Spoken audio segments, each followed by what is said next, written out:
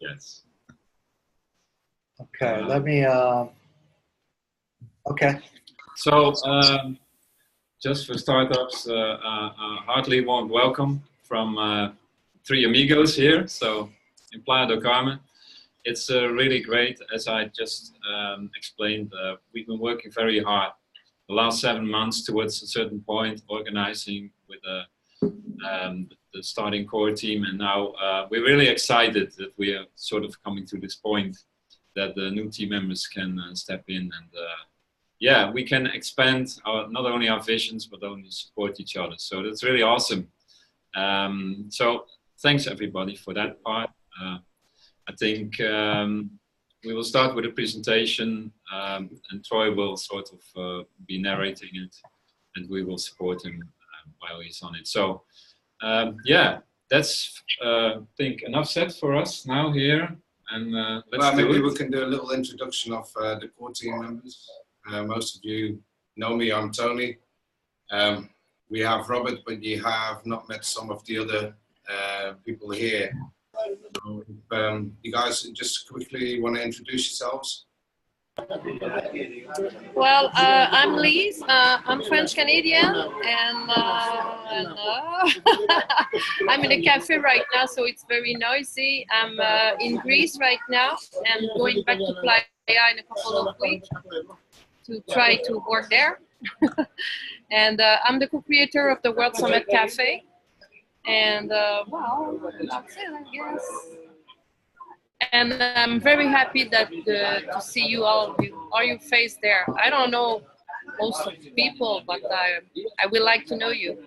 Thank you, and thank you, Robert, Tony, to do such a great work. Thank you.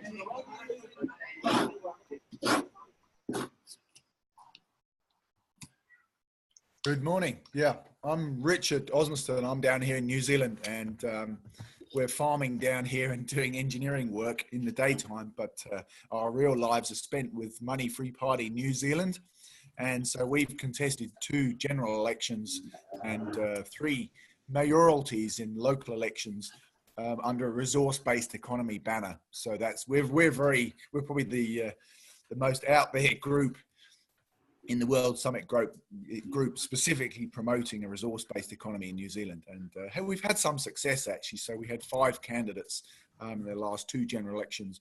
And we don't talk about anything else. We just talk about a money-free world and a resource-based economy. So we're pushing it pretty hard here. And sometimes it's a bit extreme for people, but it's kind of good to be at the front actually. Sometimes in New Zealand, we think we're at the back, but other days I think, oh, maybe we're at the front. And it's fantastic now. Ubuntu at all? Oh yeah, we have plenty of Ubuntu here as well, but they're just not quite as extreme as us. Okay. So it's and it's great to have variations on the same theme. It adds great credibility to the cause, you know. And of course now we have the World Summit at our back. You know, fantastic to meet with these guys in Mexico at the beginning of this year. It again adds an international credibility to what we're doing, which is frequently a question that we get. We spend a lot of time on the street. We have a bus especially for that purpose. And one of the sort of last questions people have is, what about the rest of the world, Richard? And that's my cue to introduce the World Summit. And of course, you know, there's such a powerful, big organized team now.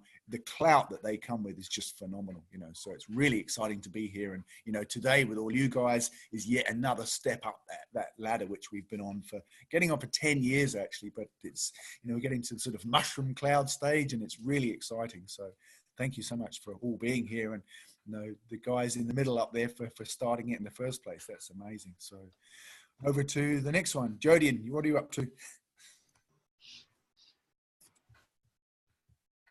Hi, everyone. Pretty much the same thing over here in the UK. And during the day, I run a charity shop as well. And that's it, really, you know. But just glad to be uniting with everybody. It's brilliant. Where are you in the UK? I'm Bristol based. Okay. Hi, everybody. I'm JJ. I know most of you communicate. I'm here in Playa del Carmen. I'm just not in the same location as Robert and Troy and Tony. I'm happy to see you all here. Don't like to talk much about myself, so I'll just leave it at that. Sorry, I didn't catch your name.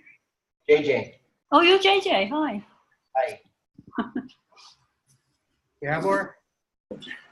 Hi, I'm Gabor from Hungary, but I live in Spain and now I'm in London. So I'm just working from here. I was there at Mexico when the World Summit just came to an existence, and since then I'm working on mostly communication and technology slices, also alternative funding. So it was a very exciting 6 to 7 months, yeah, basically. And besides that, I'm working on the Ambienta project, which is an open source, which creating an open source economy, a tokenized economy. And I see here Sergey who's working with us also. So, hi. And that's it. Are you in the funding project bit? Are you in the funding thing? Yes, we are tokenizing an ecosystem around cloud-based manufacturing, which will be fully open source, and you can customize blueprints and download everything and create on your own what you want. So it's like the stuff that James is doing. Yeah, so yeah, James is also, yeah, and what William we are working on. So I met a lot of you here from other groups and other activities. So that's great to be here with you also. Thanks. Yeah, we've got a few more delegates that I'm hoping will join us a little later. My name's Troy Wiley. I'm from the U.S., from Colorado, but been a digital nomad for the last 3 years. I'm a writer. I have a book called The Next Copernican Revolution, which is actually, I finished the end of 2016. I didn't know what I was going to do next, but then I found Tony and the World Summit, and it was a beautiful culmination of what was next for me. And so, what else? I have a company called Art of Living that's one of the sponsors of the World Summit. And I think that I work in the alternative funding slice as well as the communications slice, and wherever else I'm called to go. So. Yeah. Not most of you already know me. I'm Tony. I've been doing this for just over 2.5 years now, and it's just great to see a whole bunch of you over here. Yeah, it's very exciting. Let's do this. Yeah. Just a quick hello also to Grant, who came in. So happy to have you here. And yes, and Rob. Hi, Rob. Hi, I'm a regenerative filmmaker and working closely with Indigenous communities. So hoping to bring a lot of tribes on board in the coming months to what you guys are doing and continue documenting everything. Actually, there's another girl on the call here, Gloria. I'm working closely with her. Still there, Gloria? Yes. Yeah. It's really nice to see you. I guess, can you hear me right now? Yeah. Okay, perfect. Yeah, I can't tell with all the screens moving, but it's so great to be here. I haven't met all of you, but I am so thankful to be on this call and for the World Summit to be organizing this, and for Robert, Tony, and Troy and JJ to be organizing everything with the World Summit. I work on so many different amazing projects that are helping the planet. I specifically focus on two main areas. So teaching thought consciousness to bring people back into the present moment as we are creating our new story of regeneration. And so getting people out of the past and the future, bringing us back into the now. And then also social organizations, and also reducing our impact on the planet. So the biggest thing that we can do is move from consumption to production. So really promoting these amazing places that I've been filming, like in Costa Rica, as there's over 100 impact centers that New Mundo has been mapping out There's so many centers around the world doing this. So just getting this media online and just flooding the media with all these positive, inspirational stories, and like that's really how the change will happen, is through the media, through sharing, getting everyone's story. Thank you, Gloria. Actually, if everyone can go through and just say real quick, just say your name, where you're from, maybe what group you're with, or just, we don't have time for everybody to give full bios, but if you could just say your name. And we'll get to know each other a lot more in the near future. So, Jump Okay, in well, there. I'm Palmjit. Hi, I'm Palmjit. I'm the ambassador for the communities and culture and all of that stuff. So I enjoy working with various different types of groups of people to see how they can build something, co-create something together. So my kind of thing is all about co-creation, and I work very closely. Is Anais on here yet? She can speak for herself if she's here, but she does a lot of work around consciousness and spirituality as well. So. Great. Thank you. My name is Nathaniel. I'm from the US, originally Portland based. I just recently moved to Budapest with my girlfriend. And I'm not currently part of any organizations. This is the first one that I've really tried to push to join. But I think what the World Summit is trying to achieve is really amazing, and I want to be a part of it. Thank you. My name's Angelo. I live in New Jersey. I'm involved in the Diversity and Spirituality Network. And Angelo, we're having a hard time hearing you. I don't know if you have a volume. Or... Mic is a bit low. Okay, can you hear me now? Yeah, that's better. Okay, now I'm shouting. I don't know what the deal is, but in any event, my thing is diversity and spirituality. We have a network called the Diversity and Spirituality Network, and it's my first time interfacing with all of you. I don't really know. I'm kind of in a look-see basis, trying to see if there's something that I can do that's useful for me to do.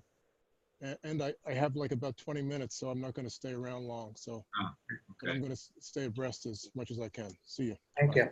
Thanks.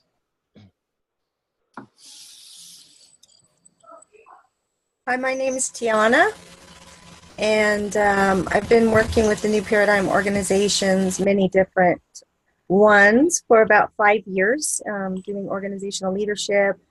Really, my place has been in the past to support the movement as a whole, and moving into a space, I'm very resonant with what the World Summit is doing, and plus I know some people that are involved with it, like JJ and Robert from the past. And as I am evolving and awakening in my own self and healing and clearing the conditioning, raising into a higher consciousness, my channels are opening further, and I'm really trying to stay right now in what's specifically in alignment with my truest self, and how I can communicate and facilitate the messages that come through me into the world in a productive way. And I feel that the World Summit has a platform for that, and I'm very excited to be involved here. So really thank those that have put this together, and it's a beautiful thing. Thank you.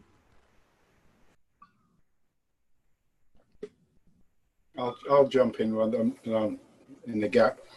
I'm Southwest UK, so Bristol's not too far away. Just thought I'd get that out before I forgot. I run a thing called Untied Nations, and it's really based on a community communicating system. So I'm not sure it has a place here, but it may have. Systems theory based. It tries to include, or tries to have a structure which doesn't preclude what I call the missing voices, which is so often the case in any group. It tends to self-select eventually. So that's the intention, but we'll see how it pans out. Thanks. Thank you. Thank you. Hi, I'm Gaiton from South Africa, and as with everyone, we're all involved in so many different facets of all these things. In respect to myself here, I'm in a farming game and also in the property game, and we are effectively facilitating a bridging facility opportunity here with a site to be able to put in a facility that could be a bridging facility all around on the land and linked into the overall network. So as much as having worked over the last 10 years with the various different networks with JJ, Robert, etc., US Nation, Global Sovereign Alliance, Ubuntu, there's a whole lot of different structures, but over the last year or so, I've been concentrating on the local community coming together in terms of having that same ethos and principle so that we can come back and link it into the overall global network. Yeah, and that time seems to be now. So there's a lot of bridging going on. Thank you guys from World Summit, and nice to meet various different role players working on this magnificent unraveling of ourselves coming together. Thank you. Thanks, Keith.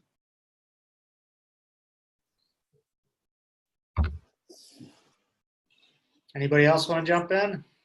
I'll jump in. Hello, this is Terry from Asheville, North Carolina, USA, where Hurricane Florence is about to give me all the rain I want and some more.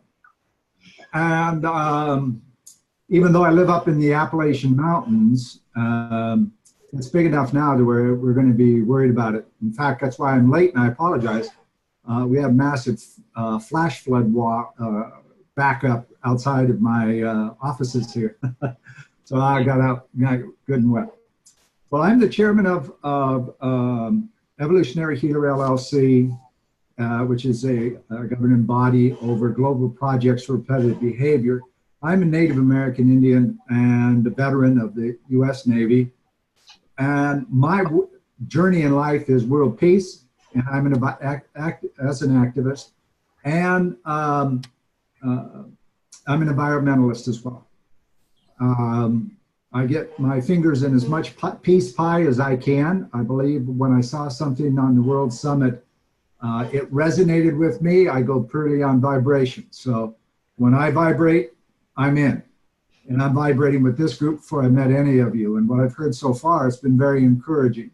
So this month for us, we are doing some things in the United States. September is Suicide Prevention Month. So that's a big thing about my for-profit company. We have something called repetitive behavior cellular regression, which is a question and answer sequence that stops the driving, repeating behaviors of suicide, PTSD, and a number of other things. And that's keeping us busy this month.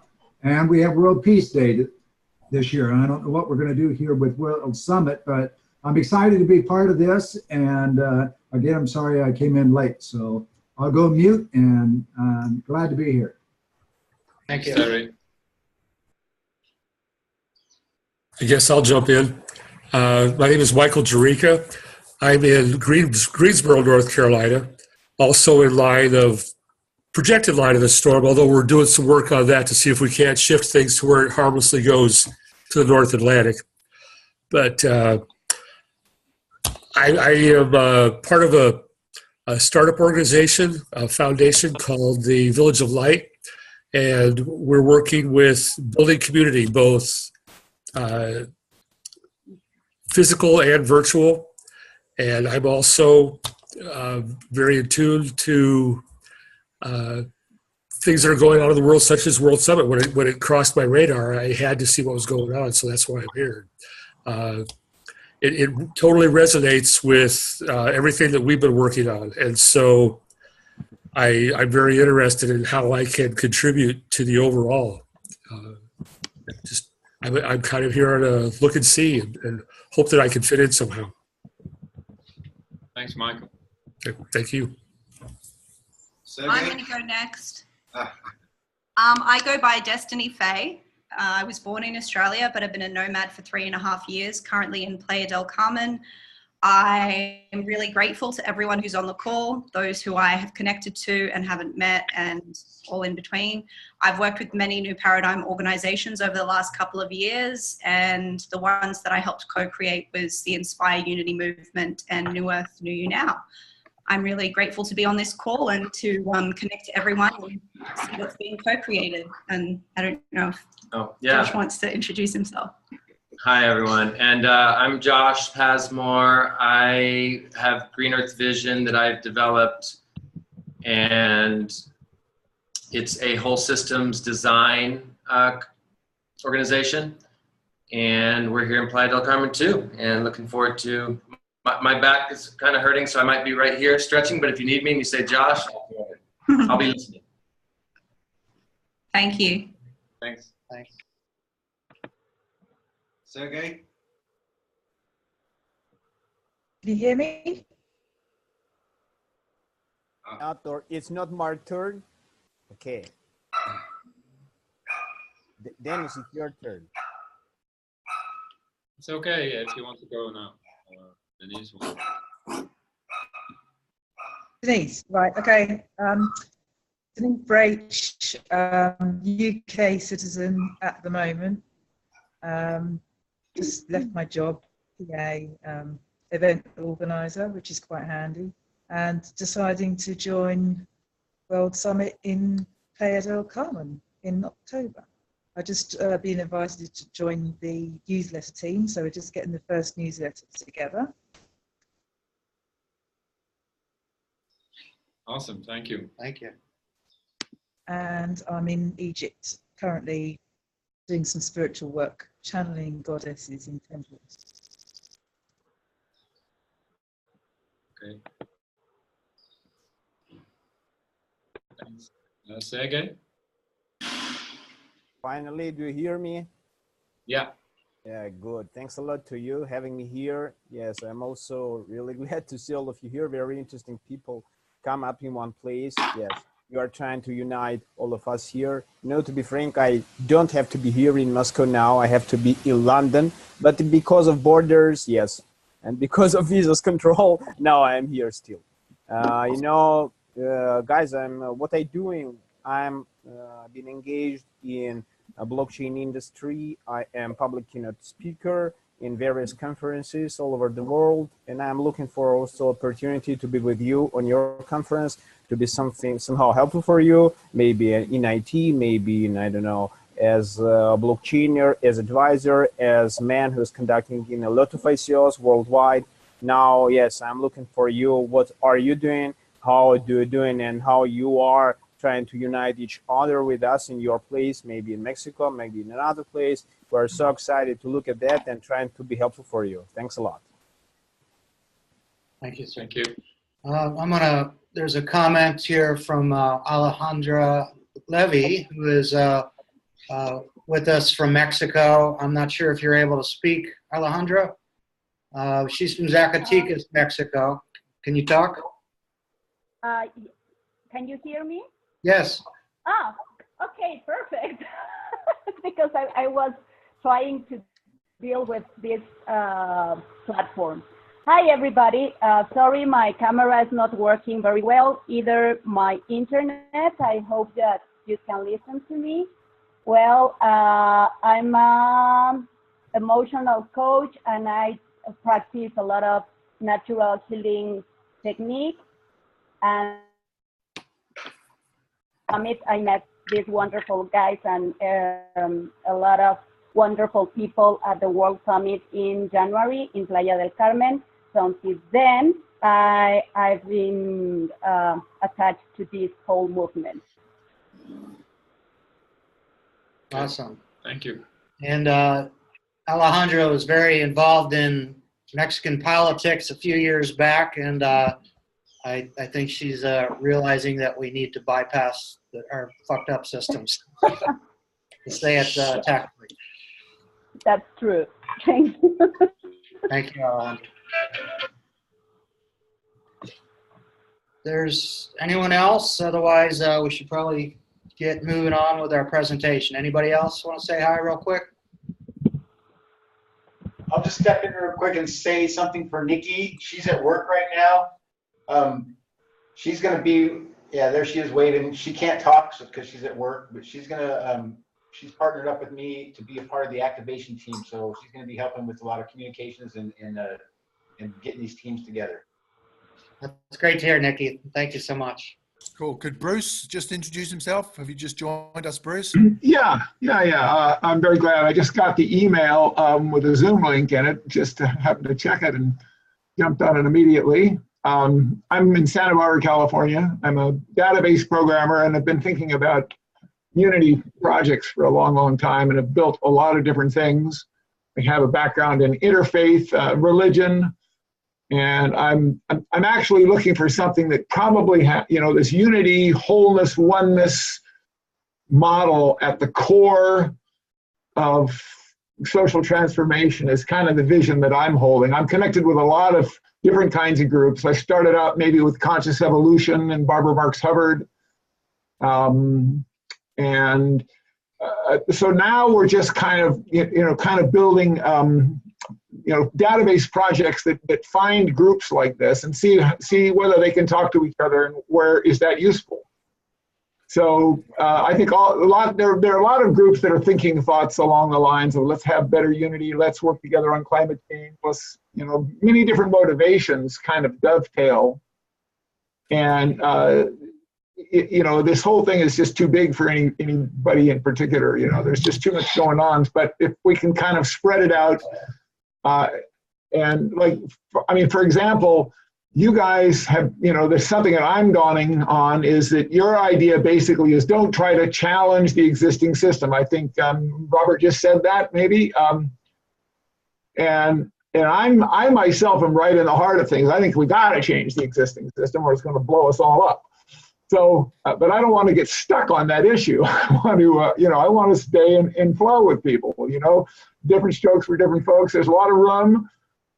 So if you're going to build an island of, idealistic coherence in Mexico, go for it. And that you can be a living example of what works. And then we can stay in unity, by things like this conference and, various ways of organizing ourselves. So I'm glad to see all these, bright faces and all, the guys the fact that you showed up is pretty interesting. You're here. So congratulations anyway to Robert, and thanks for checking out that making that Google Doc for us the other day, Robert. I really appreciate it. I showed it to Kavita, and we'll see where that goes. So thanks so much. You're welcome. I've got to say to everyone, it's great to see so many people out there, all with different backgrounds, all wanting the same thing. And that's exactly what we're looking for. Yeah, it's great to see you all here. Thank you very much for coming. Yeah, thank you, everyone. Okay, so I'm going to share my screen. We've got a slideshow. Somebody wanted to say something? Yeah, sorry, I just want to introduce myself too. Thank you.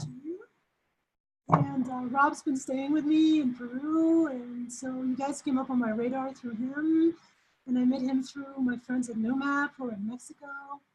And I'm also involved in a lot of different groups, and I don't really know yet. I'm just feeling into how we'll see what the future holds. But I feel, intrinsically with you in my heart. And my project here in Peru is to have, I have a place, it's kind of like a heart hub, which I expect people will be able to come and really, reconnect and with the earth and just take time off and relax. And also my background and my gifts are in group coherency. And I also work very in depth with the Gene Keys. I don't know if you know about them. And so there it is. Anyway, it's nice to see your faces, and it's just, there's so many different groups that are working for this emergence of who and what we truly are and what we can do on this planet. So we're going to get there. Yeah. Thank you. Thank you. Thank you. Hey, I just wanted to, can you hear me? Yeah. Hey, Joe. Sorry. Hi, guys. I just popped on a couple minutes ago as well. Quick introduction, Joe Colhane, based in Pacific Northwest, Portland. Currently, really passionate about telling better stories and collaborating with all of you. I'm part of the newsletter team. Pretty stoked about that. And just going to be here open and receiving all the wisdom we're all collaborating with, and it's happening. So thank you for being here, and I don't want to take up too much space or time because I know there's 6 people here all ready to move forward. So thanks, and hello to everyone. Thank you. Thanks, Joe. Yeah. Let's go. Let's get the show on the So road. yeah, so we're going to show a slideshow here, and we're asking if you can hold your questions to the end. And also, as part of that, we probably won't be addressing any questions that are posted in the chat here. It's just too distracting.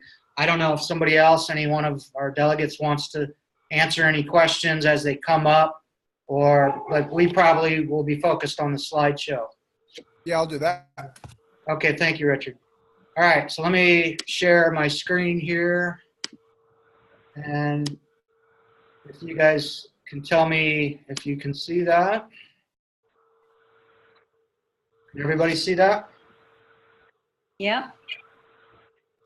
Okay, so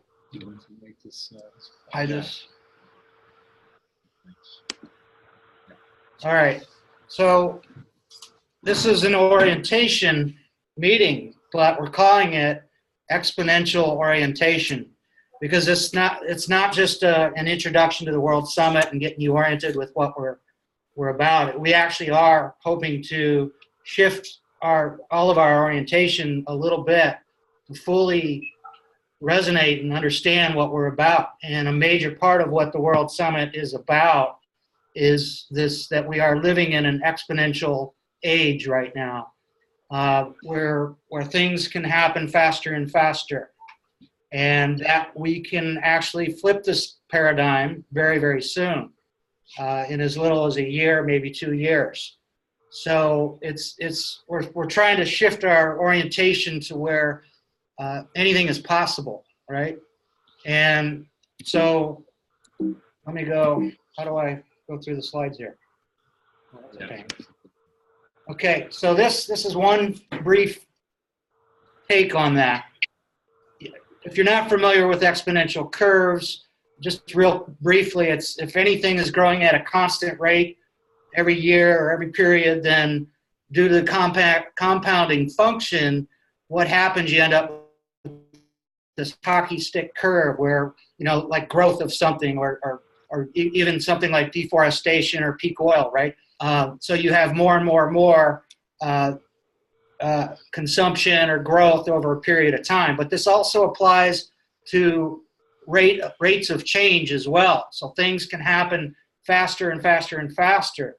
And if we just look back at, you may notice the date here is September 11th. Now, this is not getting into any theory about the Twin Towers attacks, but that was definitely a pivotal moment in our recent history. And so that was 17 years ago. 2011 was also a major pivotal time. Some people think that the Occupy Wall Street was a failure. I think it was a tip of the iceberg, as well as the Arab Spring, which was 7 years ago. We all know that 2016 was a major pivotal shift with the election of Trump in the US, and there's been a shift towards the right wing all around the world. So that's 2 years ago. And what are we talking about doing with the World Summit event is less than a year from now, in June of 2019. So if you look at that, you see that it's an accelerating timeline. And there's an environmentalist, Tom Atlee, who I always remember, said that things are getting better and better, worse and worse, faster and faster. And indeed, that's exactly where we find ourselves now. This is a slide that we've put together, some of our different delegates on the interim transition team, that I think speaks to this from a more positive perspective. We can look at all the bad shit that's happened around the world and say, clearly more and more bad shit's happening, but let's also pay attention to the good stuff that's happening, right? I mean, human rights, healthcare, this concept of welfare for all, right? Holistic health, permaculture, just a global consciousness, right? We are developing a global empathy, partly due to our technology or the internet, this Zoom call right here. And, climate awareness, inequality, indigenous rights, animal rights, on and on, right? and all the way up to now where we're recognizing that due to robotics and automation, that it's challenging our whole notion of work and jobs and labor for income. And that's radically going to displace millions of jobs around the world. So that in itself is going to require a radical new perspective on how we organize ourselves as a humanity.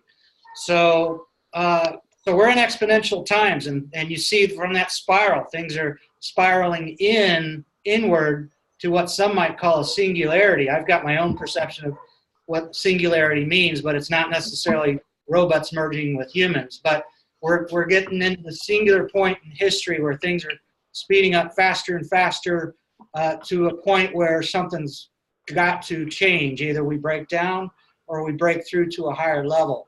We take a quantum leap to a new level. So that's what I think is going to happen. And so thank you all for being part of this call, because what this means is that you are part of this this drop in the ocean right now that is going to reverberate out across the planet exponentially. So as we go from the less than 20 delegates that have been working with us since our mini summit in January in Mexico, now we're getting ready to exponentially double that.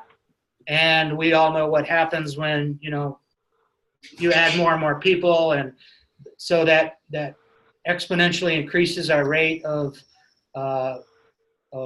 work that can be done, and our effectiveness, and our communication, and everything. So it's got a ripple effect that's just going to, we think, lead us to this exponentially soon flipping of the paradigm.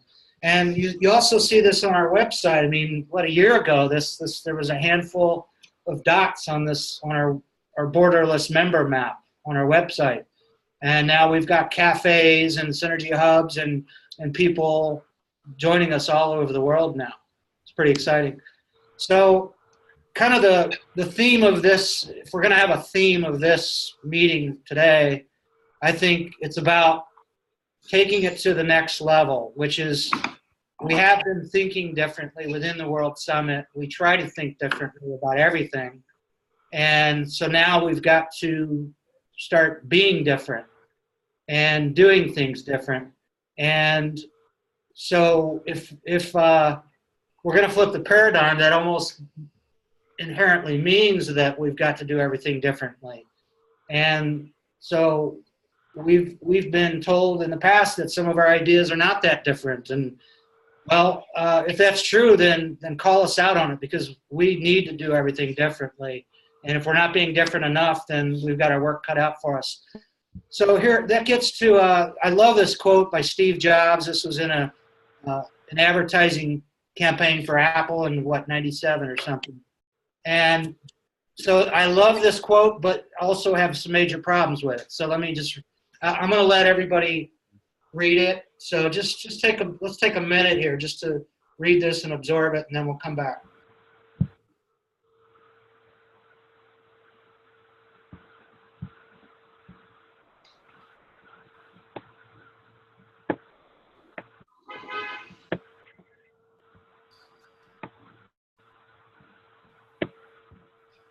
How are we doing? Okay. So let's focus in on the last sentence, because the ones who are crazy enough to think that they can change the world are the ones who do. So everybody on this call is crazy or crazy smart. And we're crazy enough to think that we can change the world, and therefore we will.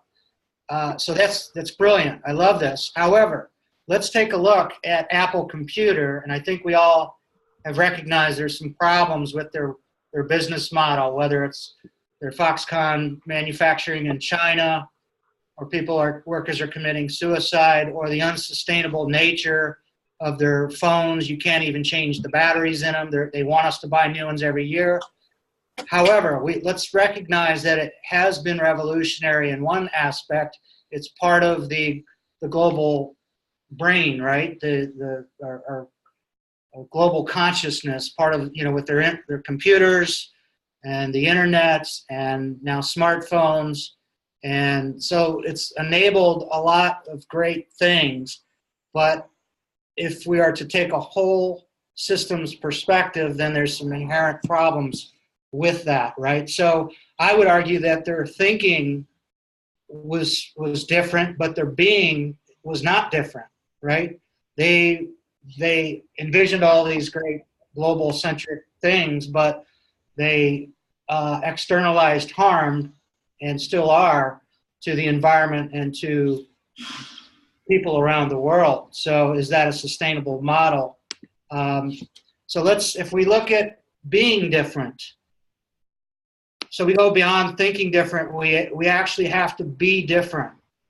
And I love this quote by Daniel Schmachtenberger. If you're familiar with him, there's a great podcast called Future Thinkers. You can catch several of his interviews on there. But this sums it up. Well, go ahead, I'll let you read it again.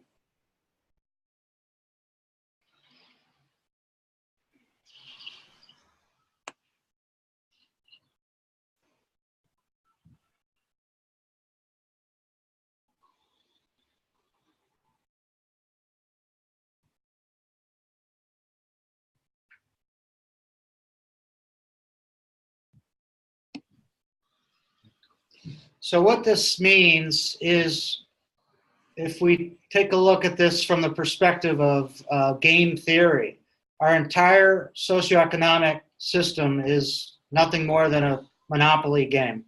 It's a win-lose game, one that's rivalrous, it's inherently competitive and rivalrous, and zero-sum. So what that means is for many millennials now, we've been living under this win-lose game, and now at this globally connected scale, to continue to play that game where some people win and some people lose, it's ultimately going to be self-terminating, which means it's omni lose-lose for everybody. Omni just means everything and everybody everywhere. So it's something that we have to recognize, that the root cause of so many of our problems is this win-lose dynamic that we've got to transcend. Richard, I know, I love you. Richard Osmundson in New Zealand's got some beautiful thoughts on this. Did you want to add something to that, Richard? Yeah, sure, Troy. Just very briefly, I won't stop your flow there. Yeah, this win-lose phenomenon comes up all the time when we're talking to people in the street, which is our speciality, really, is taking this to new people. And everyone anticipates a change as involving winners and losers. And of course, there's a good reason for that, because historically, every social change that there's ever been, every revolution, every development has always involved some winners and some losers. And the transition that we're now looking at doesn't have any losers. It's only winners. Whereas continue on the existing path has only losers. You know, it's quite massive in that. And if somebody, as we still find, there's a few of them left for sure, the odd dinosaur, some people think they're going to be worse off after this shift, but it's only because they don't understand the scale of what we're talking about. What we're doing produces only winners, and that's massively different from anything that's ever happened in the past. That's totally unprecedented. And of course, it makes it a great product to be out there promoting, because there's never been anything like this before. So it's very, very exciting. Yeah. Thank you, Troy.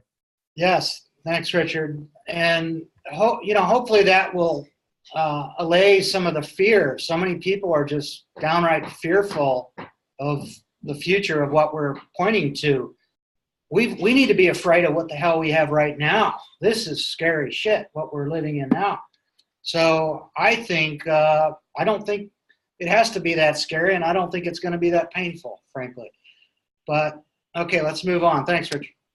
So if we're thinking different and we want to be different, and then it's time to start doing different. And we know that there's all these great movements and protest groups and NGOs and charities and all these groups doing great stuff around the world. What could be called the blessed unrest by Paul Hawkins, who talked about this is the the greatest social and environmental movement of all time.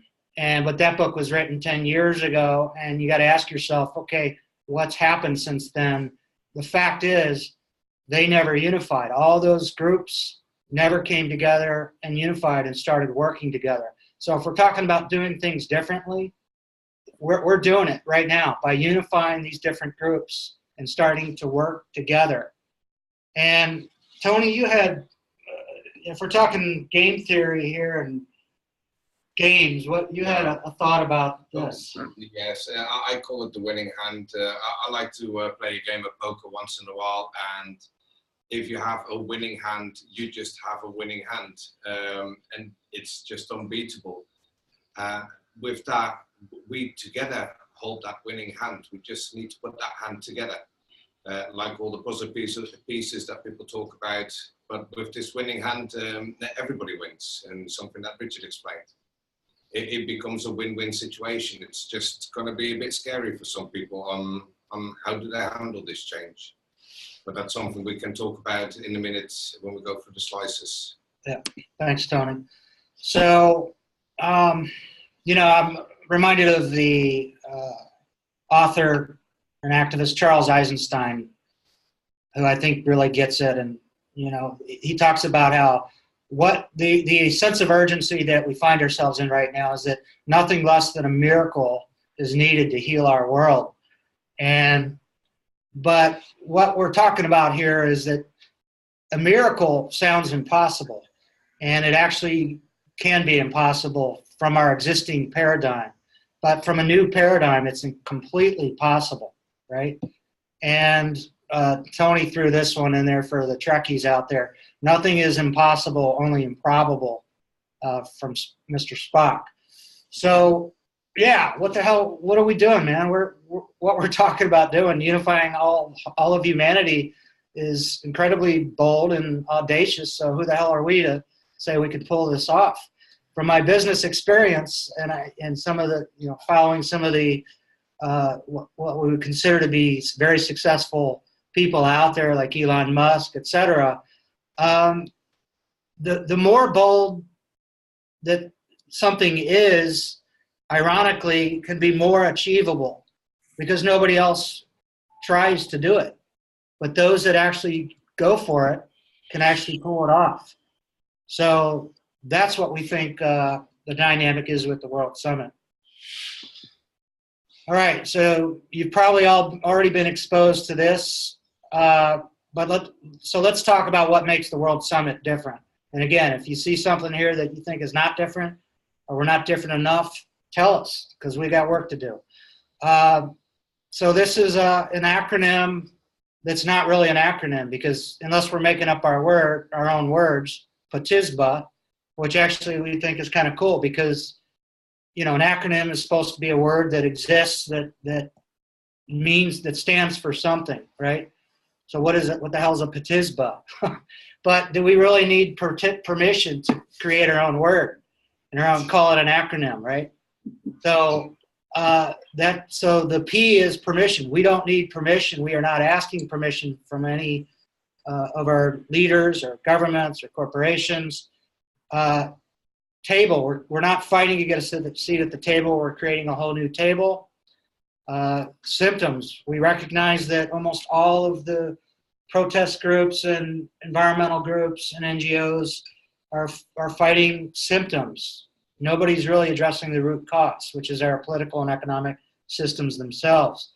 So if we recognize all of those previous items, then we truly can start bypassing our existing systems and unify ourselves. Status quo. So questions, we don't claim to have all the answers, but we are asking the right questions. And we've already hinted about the urgency. Our house is on fire, so let's put aside our differences and get to work. And oneness, this is unity consciousness, whatever you want to call it, but recognizing that we are one species, one humanity, and we better start acting like one and thinking like one and being one. So, and coming together in one event, the World Summit event itself. Okay, so what makes the World Summit different? Cracking the code. I'm going to let Robert chime in here on this. Yeah, I think it's very interesting that we reached this point in history that we really are able to connect with all kinds of tools, social media platforms. Maybe someone needs to mute their Can everyone mute their microphones. microphones, please? Christopher Brown, please mute. Christopher Brown, please mute. I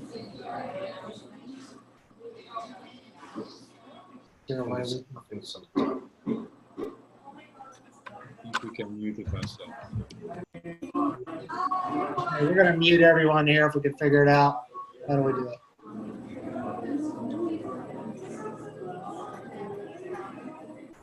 Somebody's still got their speaker on.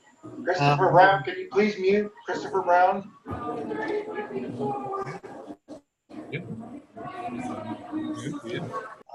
That's okay. the one. All right, got it. Yeah. All right, thank you all. Okay, let's. Yeah. Just no, we one back, I think. Yeah. So basically, we're now in this point in history, come together, figuring out how to unify and align best. We'll talk a little bit about it more later, but it's for me, it feels like we are here to figure it out in a way that we reach a level of consciousness that we sort of can step back and take a look at the solutions we have from a distance, and being able to sort of oversee why we have been doing the last decades and last couple of hundreds of years and centuries even, that we run around in dogmatic circles. And I think we're about to ready that we sort of get it, that we are here to crack this code, and that we can bring in a lot of examples which makes a new paradigm possible, and not with all kind of complicated processes or ideas, but really in a simple way even. So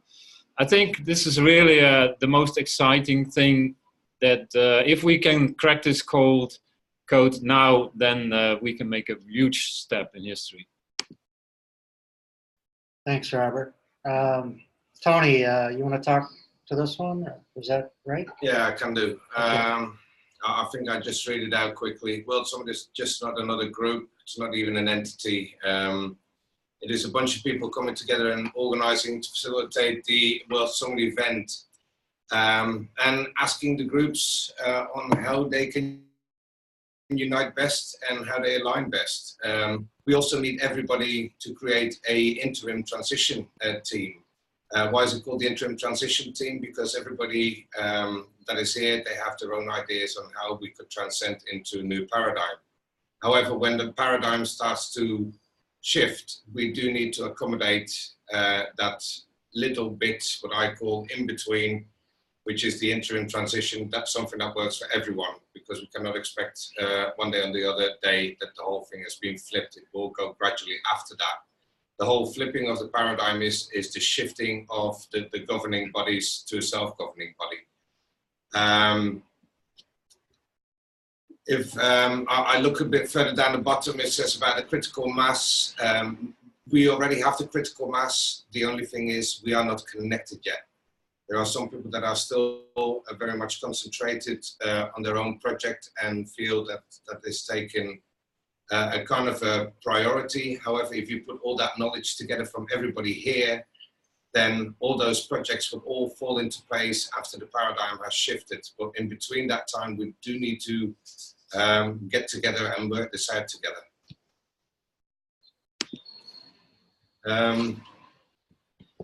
Yeah, the World Summit again. It's not a new. It's not another form of organization that says you guys got to follow us. The World Summit is just a label. It's actually the groups that are in there that is the World Summit. So everybody has a voice, everybody can speak. But we're not trying to recreate the wheel. a lot of wheels have been created already. We created a pizza because we thought everybody might be hungry. So yeah, it was time to get everybody fed and start working together. Let's get them all onto this new dining table. What we are asking is for the groups and individuals to dedicate some time to work with all the other groups. However, they do keep their own identity and their beliefs intact. However, if we can just focus and be purpose-driven just to that one point, we can sort this out together a lot quicker. Thanks, Tony. Who wants to talk to this? Well, you've talked enough anyway. Yeah. Yeah, perfect. Go for it. Go for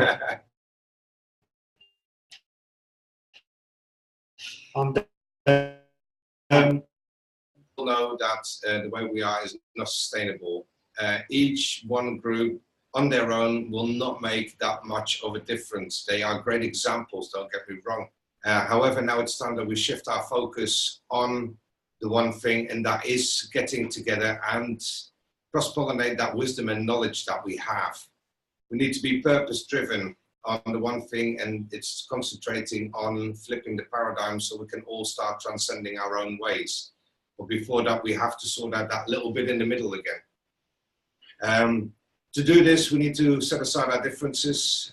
We might have to maybe put some things on the backfire or the back burner, as they call it, and just work this out, because we can do it. Yeah, it's a lot has to do also with healing processes. I think that everyone went through his personal life journey here and experienced a lot of joy and a lot of excitement, but also suffering. And I think the suffering part is something that all binds us, and we all understand what it means to be suffering, whether it's directly or indirectly.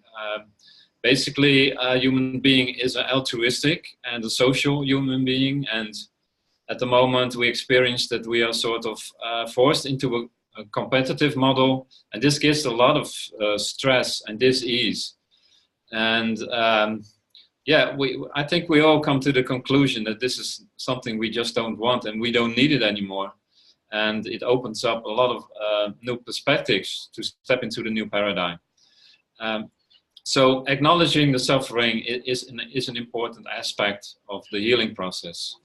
Yeah, and Robert, I just want to add to that, I mean, what I see is that there's so many people in this world that are beating themselves up, or, you know, saying they're blaming themselves for not working harder, getting the right education, or, you know, bullshit. It's our system that is the problem, and we need to start shifting the focus from ourselves to the system itself that causes so many of these problems. Life is not meant to be such a struggle.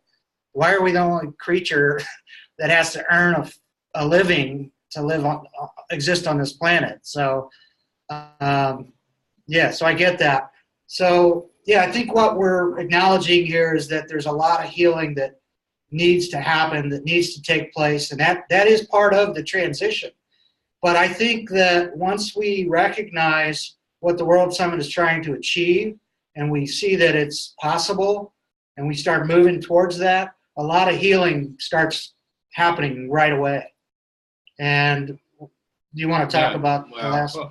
I'd like to say so. I know I'm sitting all the way in the back and look like a little troll there. But the whole thing is with everybody here as well, we have some great examples out here that people don't even know about. And this is so important also of this healing process, that these things are being recognized by people, that there are so many groups out there, so many individuals that have these wonderful ideas, plans. Envienta, for example, has a whole model on how they can live self-sustained, quite high-tech, to the permaculture, and some people are just not aware of it, and now it's time that we not just raise that awareness, but we also can kind of implement that awareness by showing all these examples, making the suffering a lot less. Yeah. So, and this is how we take care of of the people when we transition from the one model to another model, because they can see how the future can look like. It's not like it's all a pipe dream. No, this is actual things that are already in existence. This is tangible. And with that, we don't leave anybody behind. Yeah, and this is has already started the process, because we are here, right? And all these movements, they are very real and active. And this is also where the interim transition team will play a big part in the whole process, because we have to figure out together what is the best way to take care of people, and what is the best way to step into the new paradigm. We don't have to have all the answers. We know that they are in the field. We have our collective wisdom, and it's up to us to bring it to the next level. And yes, nobody left behind. It's all inclusive. Well, and that's what we've been doing for the last 7 months, is figuring out, from our meeting here in Mexico in January, is figuring out how to work together. And we're still learning of new models and dynamics and processes and alignment principles and all this on how to work together. But the point is, we work through our shit. We, if there's disagreements or anything, we stay purpose driven. Anything that is disunifying sort of falls to the side, right? And then that keeps us moving forward, while also, not leaving anybody behind, because we regroup, we come through issues stronger afterwards.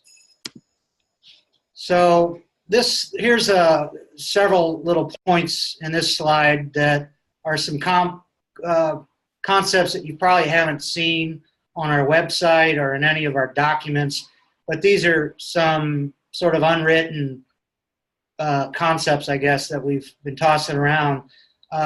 For the sake of the whole is actually kind of a spiritual concept. When we engage with something that's greater than ourselves, something as big as the whole world's problems, and trying to evolve all of humanity, that's freaking huge, right? But, in sort of a liberating sense, it can take us out of our own ego identification and our own issues, and maybe some of our own stuff just sort of falls away in triviality a little bit.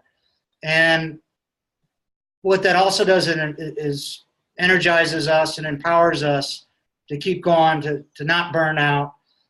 So that, for the sake of the whole, is pretty powerful. And so we always kind of throw it around there that the World Summit is bigger than any one of us, right? So, and if we do that and sort of tap on our egos a little bit and keep us in check, when we realize that, if Tony gets hit by a bus, or Robert or myself, or anything happens to any one of us, then what we were creating here keeps going, right? And I skipped over the first bullet point there, which is simplicity. I like the quote that, somebody said that, there's simplicity on the other side of complexity. And I think as humans, we have a tendency to overcomplicate things and make things so much more difficult than they need to be. What we're talking about with the World Summit is actually quite simple. And so we don't necessarily need these grand meta architectures and all this technology. I mean, certainly a lot of it's helpful and will be part of the puzzle, but in the very basic analysis, there's nothing very, very complex or complicated about what we're trying to achieve here. So that little bit in the middle, Tony, did you already? Yeah, I've already touched on that little bit in the middle. Okay. It kind of leads straight into the being all in. Sometimes people think that they still always have a reserve behind them in case it doesn't work. It does need all our beliefs in that we can do it. Only then really can we move forward. We can't be still sitting on the fence. We can't keep talking about it. It's now time for doing it and getting it done. And we can. We look at all the people here at the moment, put all these brains together. What we come up with is absolutely amazing, and something that we can implement as well and pass on to reach this whole critical mass. Yeah, that sort of what also fits into that is this sense of urgency that we have. urgency not coming from fear, but from empowerment, that we really can flip this paradigm very soon, in a year or two. And when we think about that timeline, the very near timeline, that can potentially change our priorities and change what we focus on. I've written an essay about the next evolution for eco-villages, and that sort of points to that, how, you know, all these different groups are working on their own projects where, of course, well-meaning and sustainable in their own right, but they're all sort of competing against each other for the same charity dollars, and their timelines are, you know, long and far out. It could be 5, 10, 15 years. They can't even build them yet until they raise enough money. So what if we tell you that we can flip this paradigm in a year or two? Then do you go out and, I don't know, start that business or invest in that real estate or start this test experimental project when we, you know, maybe all that sort of falls away if we can actually flip the paradigm very, very soon. And as Tony said before, all that other stuff that we're working on can sort of take care of itself and will fall into place. And then the last point here, of course, is that we want to create an omni-win-win situation for everybody where we are not externalizing harm to our planet, to our animals, to other people. Okay, so the gift economy is, we're very big about the gift economy. And as Tony always says, you know, these are all just labels. We can call it a resource-based economy, a gift economy. We can call it, didn't you call it something else? Anyway. Energy. Energy, yeah, you name it, right? I mean, there's everything that we're talking about are labels, so we shouldn't get hung up in semantics. But certainly the gift economy is in Wikipedia. You'll find it discussed there. Authors like Charles Eisenstein have talked at length about this in their book, like Sacred Economics. It's not a new concept. It's a very, very old concept. In fact, it forms the oldest and most successful economy in human history. Humans, Homo sapiens, go back 200,000 years, modern humans. Our modern concepts of money and ownership and debt go back 5,000 years, at most 10,000 years. If you do the math on that, that's over 95% of our existence have we had this current system, yet we tend to think it's always been with us and always will be. Actually, no, that's a myth. We've had gift economies with our indigenous hunter-gatherer tribal societies that worked quite successfully. Now we're talking about scaling it up to all of humanity. So in a nutshell, the gifting economy is just about doing things for each other without expecting anything in return, without any I can never say that word, reciprocal exchange. Yeah, I What are you gonna say? would like to bring in that on a personal level, I come from a very big family. So I have 5 sisters and 4 brothers. I'm in the middle, but as a family, we sort of, well, there's a lot of stuff to organize, you know, and a lot of things my parents could not take care of by themselves. So we all try to chip in, and there are really no conditions for it. You just do these things because you do it for family, and you all understand that you have some certain responsibility to take care of something in the household. So yeah, this is what I think we all can recognize. So yeah, it's unconditional, where, you know, we just do stuff without attaching any conditions to it. Sorry, we've got some construction here. Maybe you can ask them to hold off. Okay, so there's this concept, you know, ancient tribal societies were leavers, right? They left the world as it was and took only what they needed. They took very little, but basically left it as it was. And there's some authors that have written about this, like Daniel Quinn, I think, talking about taker society or taker cultures. that came along, like the conquistadors and the colonists and all that, and started taking stuff, right? So now we're entering into what we think is the gifting culture, or what we're trying to bring back or recreate, where not only do we leave things as we are, because we've imposed a lot of damage on our environment, that now we need to go beyond just leaving. We need to be regenerative. So when we give, gifting culture is inherently regenerative. We give back to it and make it better. And the last concept here is that, you know, I think one of the biggest problems that we have is this notion of exchange, that we have to exchange something for something else. I have to give you something and you have to give me something in return. And that's very problematic. And I think that we are going to evolve beyond that. And when we do, we realize that this exchange model, whether it's money or Bitcoin or cowrie shells, it doesn't matter. But that is limiting, it's finite. It's usually based on scarcity. And when we talk about gifting, it's based on abundance, and it's unlimited, and it creates infinite possibilities.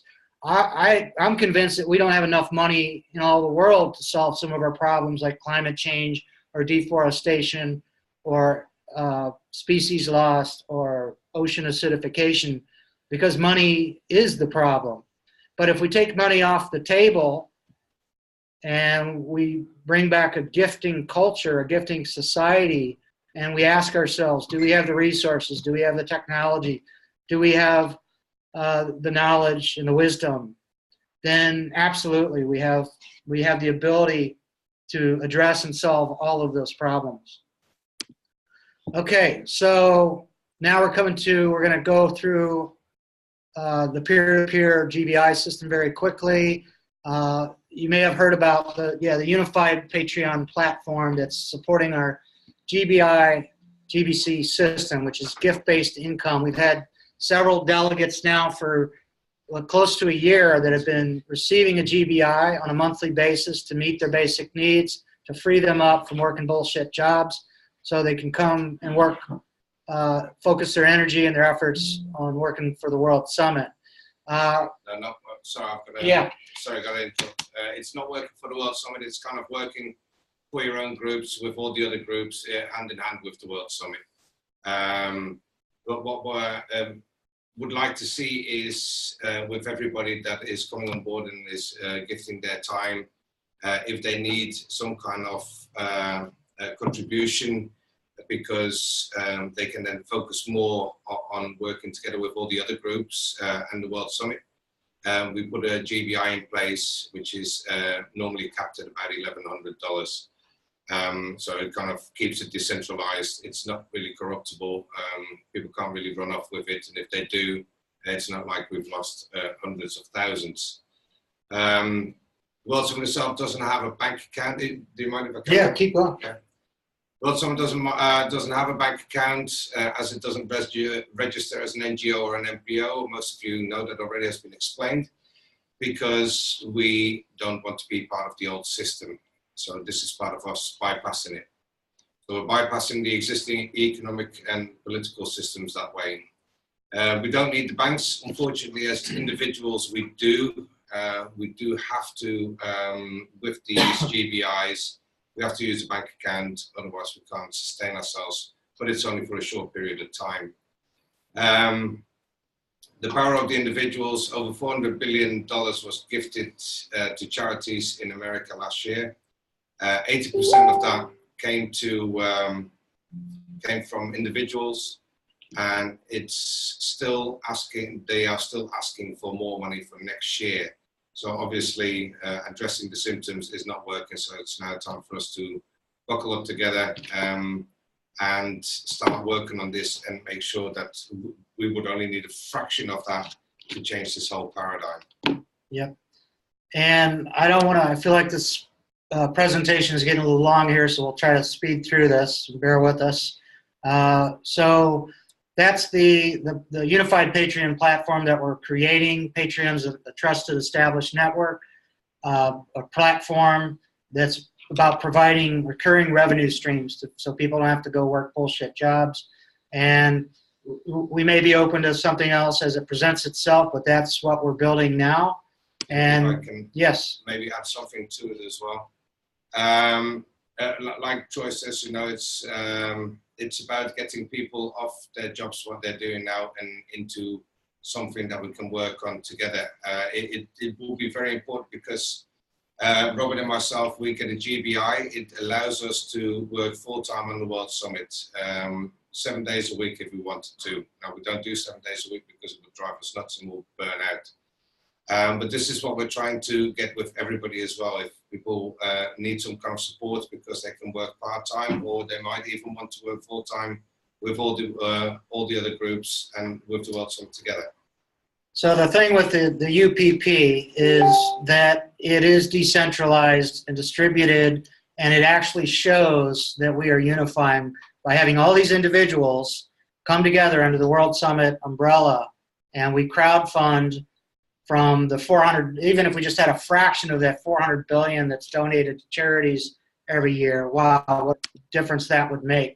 So this is just, we're working on this now, we're developing it, but we're gonna have this platform that will show all the delegates working with us and where they are towards their $1,100 US per month. And the more delegates we get, the more this shows potential gifters that this is working, and that so it's going to feed on itself and be self-propagating. So, all right, so we're going to move in now. We're just going to skim over this, but we've created some maybe kind of hybrid approaches to self-organizing based on proven methodologies like sociocracy and holacracy that are non-hierarchical and decentralized. Tony is going to talk about our famous pizza. Yes, I'm going to keep it short and brief. As you can see, there's 7 slices. We've got communication, marketing, and PR. We've got outreach. We've got 3 cafe and synergy network, World Summit events, technology and governance, alternative funding, and interim transition. The core team is what we are all. We are the core team, all of us here together now. And we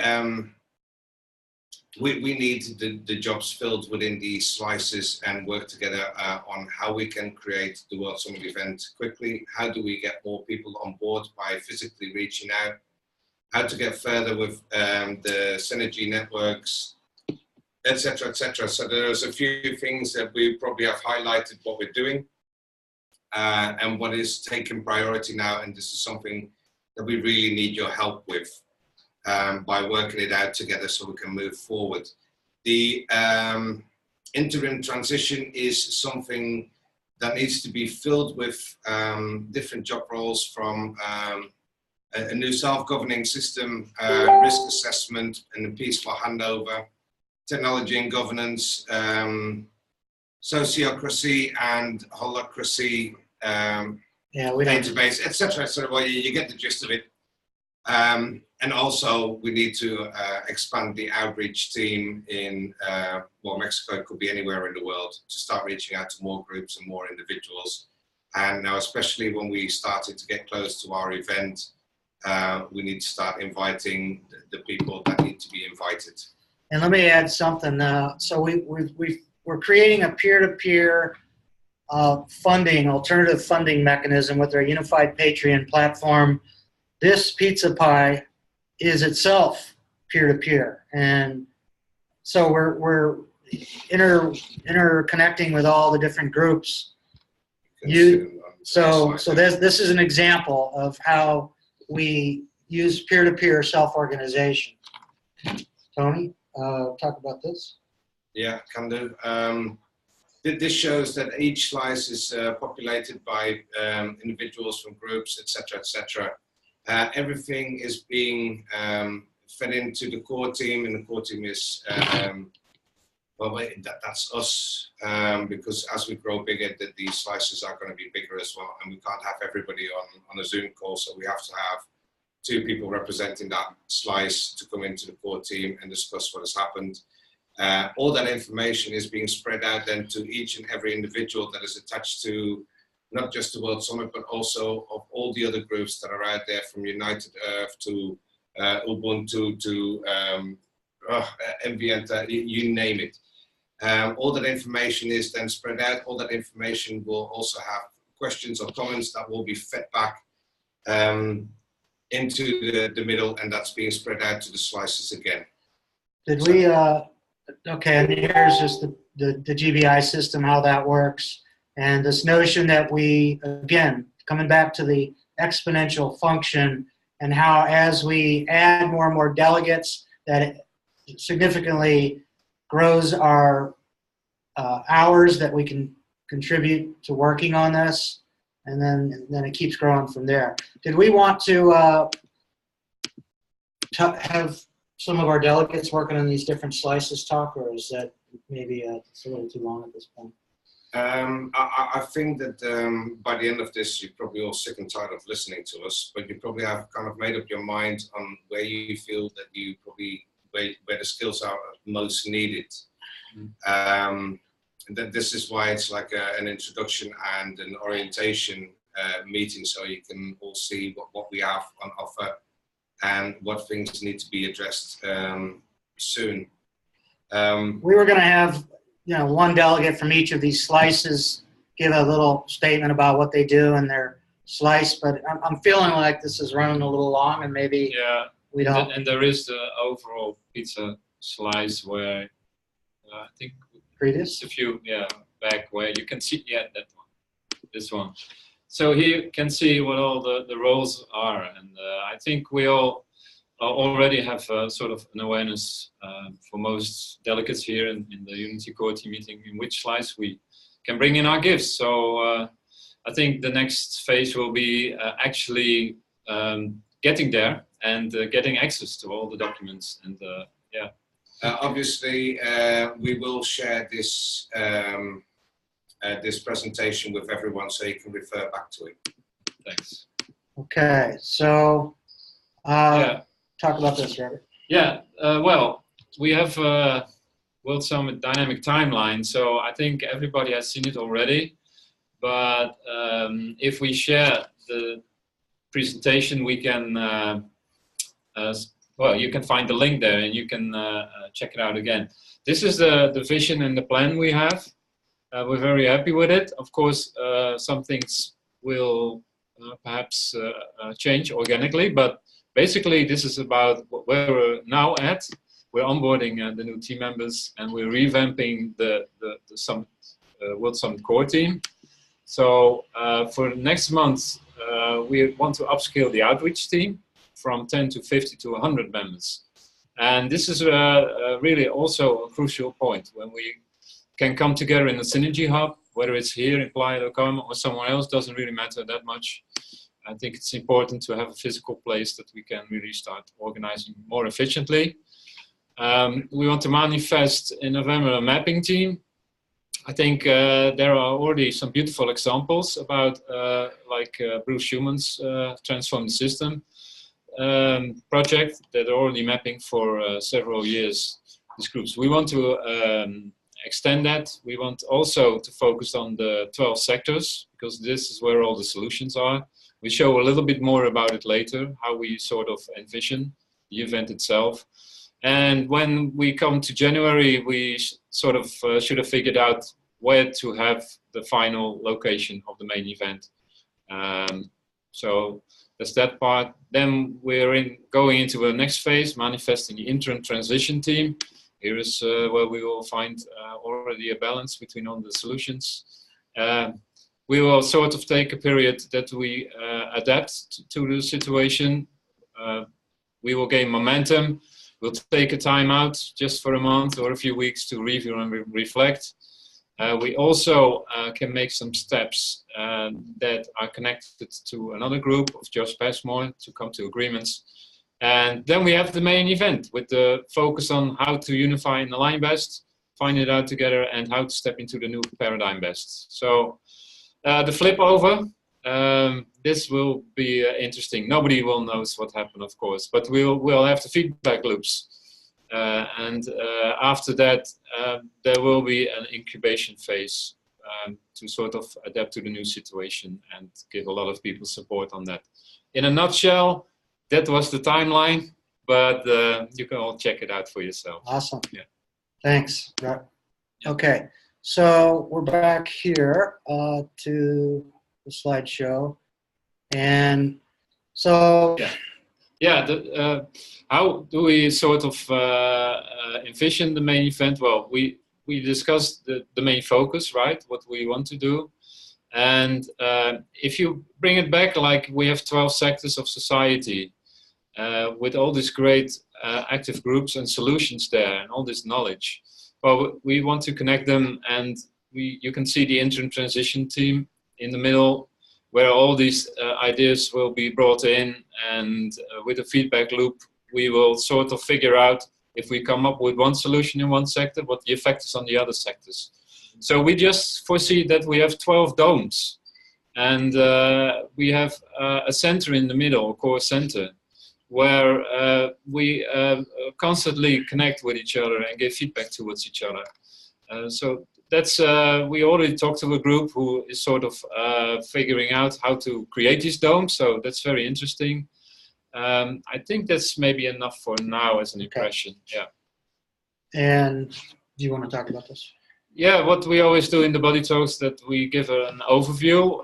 We use a Prezi, and I can ask JJ if he feels like telling something more about it, but I think it's okay. We just show the steps,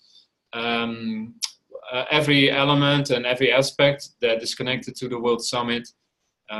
So you can find it on the Prezi, and we will share the link with all of you if you haven't already got it so far. So if I may interrupt, for people that are going to work within the outreach team, this will be very important, because this is what we use to do the whole onboarding.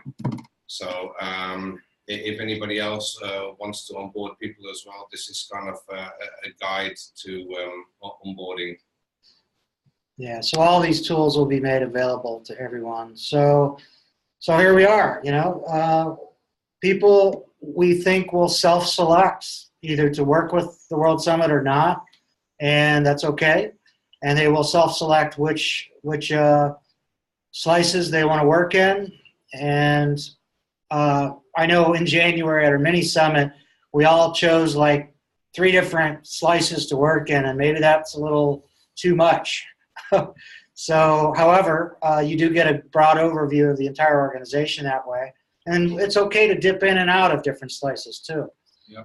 So we have a Google document where people can go and check out the roles and responsibilities that we've documented as part of Holacracy. And so these are not actually positions, so to speak, as much as they are roles that need to be filled. So please let us know where you're called. And Tony. Well, this is it, guys. You know, the last slide, thank God. It's, as you all know, I use this metaphor, and I'd like to tell you about it. If our house is on fire and children are inside, then wouldn't we drop all our differences and grab buckets and pass those buckets of water to douse the fire? Even if our worst enemy would stand next to us, we would still take that bucket of water on, because at that moment in time, there's something bigger happening than the personal issues that we might have between each other, or the beliefs, or whatever it might be. And this is what the World Summit is asking from everyone as well. If we can just for a moment in time, it's probably less than 12 months, just put our differences aside and put all our focus into the purpose of changing this paradigm and creating an interim transition that works for everyone, that will be absolutely marvelous.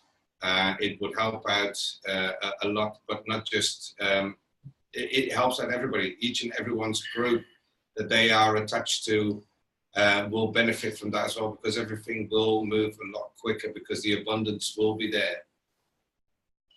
Right. Okay. Well, thanks for bearing with us there. I can see a lot of chat messages. Maybe Richard, you want to narrate us through it a bit, or? Oh yeah, no, it's all good. It's just a whole bunch of, of course it brings up all kinds of things from people's personal situations and from the, the research they've done. So it's not specifically questions about what you guys have been doing. It's just some sort of other relevant material, but we've got to stay focused on your presentation for right now. So no, but it's generating lots of activity out there. Yeah, it's been great. Yeah, great job, guys. Well done. Thank you. So how do we proceed? Should we just, are there questions in the chat that we should go in order, or how do you, it's up to you guys. No, not really. I think there's so much to absorb at the moment. Everyone probably needs to have a little respite. I think it might be an idea to actually open it up to a few questions. I'm not sure, was this presentation in the shared orientation Google Drive, or is it somewhere else? It's somewhere else, yeah. Okay. It's in the, we'll give you guys access to the whole Google Drive for World Summit, and I think it's under the mini summits for whatever reason. Okay. I have a question. Is it okay to ask? Please. Can you clarify the difference between free cafes, synergy hubs, and domes? Yes. How about we let Lisa? Well, Lisa, if you want to tell a little bit about the free cafes, that's also fine. Yes, well, the free cafe, the idea started a year and a half ago, and it's to make known the World Summit group to the local place everywhere in the world. And help the local place too to help each other. But more we think of it, it's became we think to do it as a satellite everywhere in the world because we cannot invite everybody at the main event. So if we do satellite everywhere in the world, everybody could be in it. So it's the main purpose. And the World Summit Cafe, it's not a retail place. It's like the one we did, I have in my home in Playa del Carmen last winter. It was in my apartment. And I invite people every second week or so to come and talk about the local problem at the time, and to talk about the World Summit, to bring new ideas. So just invite people, and it's free for everybody. It's a free cafe. So we share things, we do potluck, and we talk about what we could do. So, and like I say, more than that, now we think they have to be satellite to share the World Summit ideas and to prepare for the World Summit event in next June. What about the synergy hubs and domes? Well, the synergy That's hubs, Robert. Yeah. Okay, thank you. The synergy hubs are actually locations, buildings where change makers and groups who work on similar projects can come together and actually co-live and co-create and co-work together. So we are looking for a location now in Playa because we feel it's an important next step to come together. And so we can work more efficiently. The dynamics change when you are present in one room with teams. So I will try to talk a little bit louder because of the drilling here. So, but yeah, so the Synergy Hub networks, it's meant to be for all change makers. That we can travel freely between them. We connected with a couple of networks already. Nest Co-working here in Playa. We're connected to the Free World Network, the CoVio network. There is a group in England we're connected with. So I think it's a great way for us to use this platform, these networks, and connect them as well as to the main event that we have, where the location will be in Iceland or somewhere else. We'll figure it out. But also globally with the satellite locations. So do they have a link? Do they have a link with free cafes? They're like a strategic version with a building of what the free cafe is trying to do. Well, we have now 10 potential free cafes that are active, but we have to reactivate them. So that's the next step. that we'll plan a meeting, I think, with the activation team, and also to map them out fully on the CoEO platform. Okay, and the domes? I'll elaborate on that because I think that will be misunderstood. Yeah, the domes are not here yet. No, the domes, we actually spoke to someone, Rock, I've forgotten his surname, but he has a potential place to hold the event. Now, the domes are actually tents. These are big tents that can hold up to 100 people. That's where we're talking about having potential at the event, 12 domes, each representing a part of the, what is that thing? What? The wheel of co-creation. Oh, is it? Okay. Yeah. 12 sectors. The 12 sectors, that's, I know about the 12 sectors. So, and that is linked in, but this is just for the event. It's not like there's some kind of, yeah. Okay, and I don't really understand the relationship between the 12 sectors and the pizza. Right. Well, I think the pizza Is that just the interim transition part of the pizza? Yes. Well, it is, but at the other end, the pizza is more how we organize within the Unity core team. So with the different teams, how do we, because we also have a strategy team set up, which we will also activate very soon. And this is to find out how we organize for the World Summit between now and June next year. When we take a look at the 12 sectors, then we are taking a look at how are we going to come up with a new model best. So that's another frame that we will be working in. We will be zooming out more on things. The notion is that, you know, there's all these different groups around the world that have their own 12 sectors. They're kind of reusing Barbara Marx Hubbard's wheel of co-creation, right? And all these groups are sort of recreating the wheel, so to speak, and approaching those 12 sectors from their own perspective, which is great. But as Tony said before, what if we got all these different wheels under the cart and the cart's heading in the same direction, right? So the pizza is not about recreating the wheel. It's about creating the event itself. The sole purpose of our pizza pie is to organize just to unify enough to create the event itself. Yeah, and the 12 sectors is something that does need to be addressed in the interim transition. Obviously, there's 7.5 billion people out there that need catching. And we need to make some good decisions on those sectors on how can we accommodate for all these people that are coming this way, because it's going to happen. Then after that, when that has happened, that little bit in between, the interim, then everybody can transcend however they want to, as long as it's in the space of you know, sustainability, and let's try to have access to each other without any animosity. Okay. So the strategy team would sit between the 12 sectors and the interim transition. Sorry? The strategy team. Yeah. Do you see them sitting in between the 12 sectors, like all of that stuff that's going on in the communities, and where that relates to the interim transition in your pizza?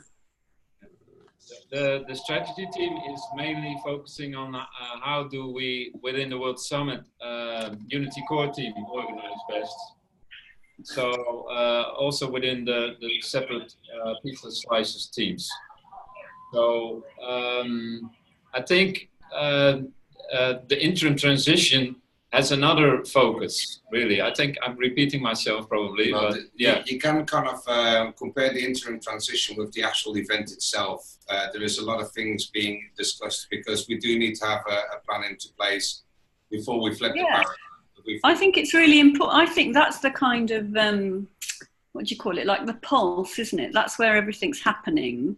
So that's where you're getting your feedback about what's working and what's happening, and so what's actually going to... Exactly. That slice will be kind of populated with the experts in their chosen fields, kind of from representing the 12 sectors We should the rest probably- of the pizza is all to do with the creation of the World Summit event itself. Can I say something? Yes. Okay, I just want to explain the way I saw the pizza me at the first time. Maybe it's going to be very simple, and the way it's working since the mini summit in January.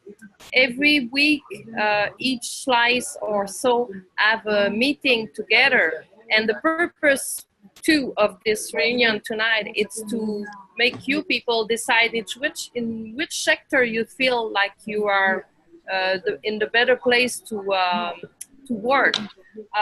And like they say, the transition and the big event, the big event, it's a slice, it's a one slice too, like the mini cafe, like the communication. So and what we did since last spring, we have a meeting, each slice have a meeting, I have 4 or 5 people on it, and they work on each slice to make it go forward. And I don't know if I'm clear, but it's very simple. It's why we need people now to make grow every slice. And I think this is a very important part to understand the pizza, to understand every slice. It's a way of working to be easier, and and in the same time they communicate between themselves. Thank you, Elise. Anyone else have some questions? Thank you.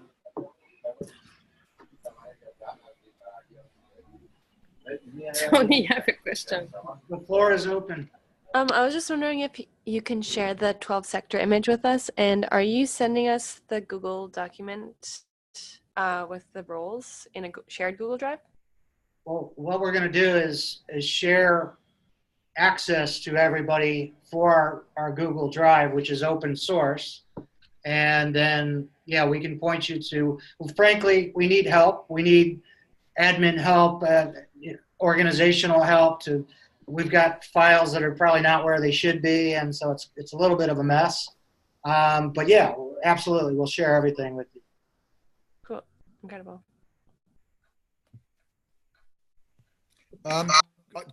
Christopher's had quite a lot to say, everybody. Chris, would you like to just have the floor for a couple of minutes? I mean, obviously there's a lot of people here. We want to stay very focused, but you know, probably 2 minutes if you'd like to make I know it's impossible to summarize, but. Do you mind if I quickly ask a clarifying question before we get into Christopher's stuff? Because I read a lot of it and I agree with a lot of what he wrote.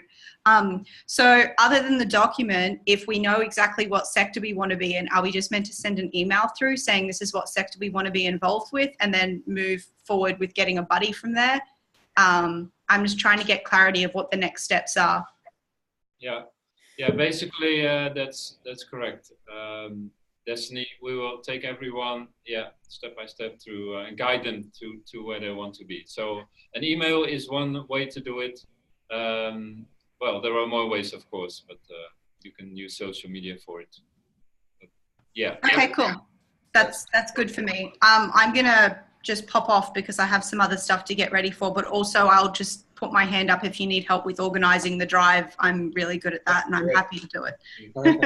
Thank you, Destiny. Right. See you later. We should probably get to Christopher because I think he's got to go or something. He traveled 5 miles to get Yeah, and it was only by chance that John sent me a message on Facebook and I made this meeting. And I just bailed and got here. I've been a surveyor for 30 years, and July 5th, I saw a picture of a hand of a man in Sumatra that was full of hail. And that's the first time it ever hailed in Sumatra. I've been measuring the solar angle since 2016, and I have noticed, I'm trying to hit with the solstice, that the angle is way low. 19 degrees is what I measured in 2016. On the 5th of July, I began measuring and I saw 14 degrees. By the 17th, I measured 12 degrees. It went back up to 20 degrees by August 14th. It is now at 29 degrees. I haven't measured today and I won't get a chance because it's overcast. These are simple things. They're easy to reproduce measurements. A person can take a plumb pole and stand it up, measure the height of it, and use nails in the ground to mark the shadow and measure the distance of the shadow from the base of the pole and use trigonometry and calculate the angle themselves at the solar noon, which is the shortest shadow. And so people can duplicate this everywhere. And it's common knowledge that the average angle is 23 degrees, and it goes kind of in a sine wave from 0 at equinox to solstice at 23.5, back to 0, 23.5, back to 0, and then 23.5. The cycle is much faster than the 3-month cycle that we find in our equinox. Sorry, Christopher, sorry to interrupt here, but can you kind of get to the point here? I don't know that we can go that deep into. Okay, the point is this: is that all of the toxicity, the warming, the greenhouse gases, it's all real, but it's not the sudden immediate threat to humanity. The real sudden immediate threat is being hidden, and it is this axis wobble and volcanism. And there is history of the sun rising in the west by various peoples, and this could happen with this wobble that's happening if it turns into a positive feedback loop. And science is sequestered, and so we can't count on these people. So what I'm saying is that action needs to be taken, and I'm a Californian. I understand our laws. We have a ballot initiative process.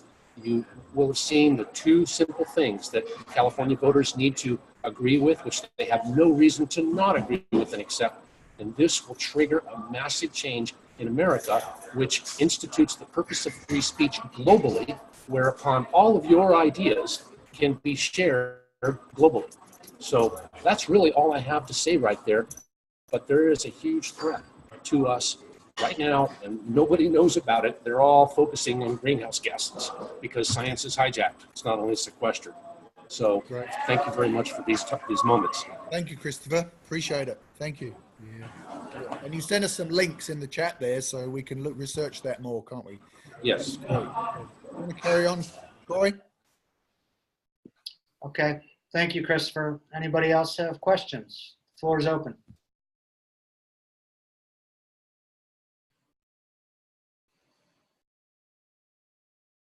Bruce has one. Unmute, Bruce. Yeah. There we go.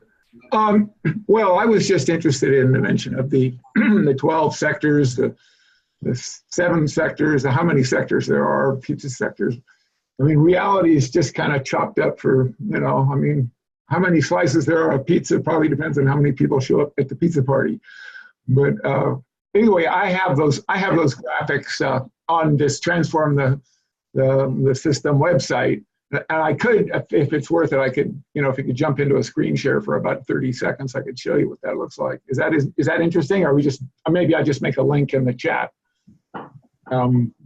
But I think if you could share that could be a whole meeting in itself, which would be great. So maybe we share that later on as we divide into the different slices. I think, Bruce, I mentioned in this meeting, and I referred to your project that, and we saw an example, right? There was this wheel of co-creation that it's actually the same frame. So, I think if you share the link, then people can go into it later. And it's a separate meeting. I also sense it needs some more clarification, probably also by the questions of Parmjit. So I think it's good that we do it separately. Sure, that's very sensible. Gloria had a question. Gloria, you had a question? Hi. Is the location chosen for the summit in June next year? No, not yet. We were looking at Iceland, and we are kind of thinking that it will be gifted. The more exposure we get, the more, and this is not just the exposure for the World Summit, but for each and every group that is attached to it. So yeah, we are kind of convinced that it will be gifted. Awesome.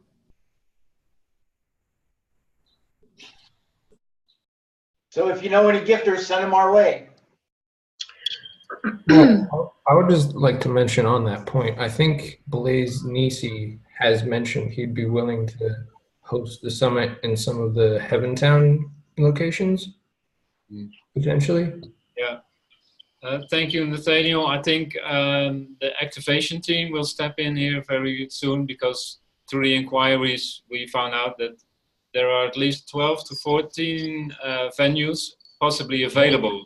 So the activation team will reach out again to those people who filled this in on the inquiries. So who knows what comes out of it? Yeah, and Blaze is one of them.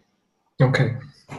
That will be the event team that chases. Yeah, basically that will be the event team that will pick it up in combination with the activation team. Yeah.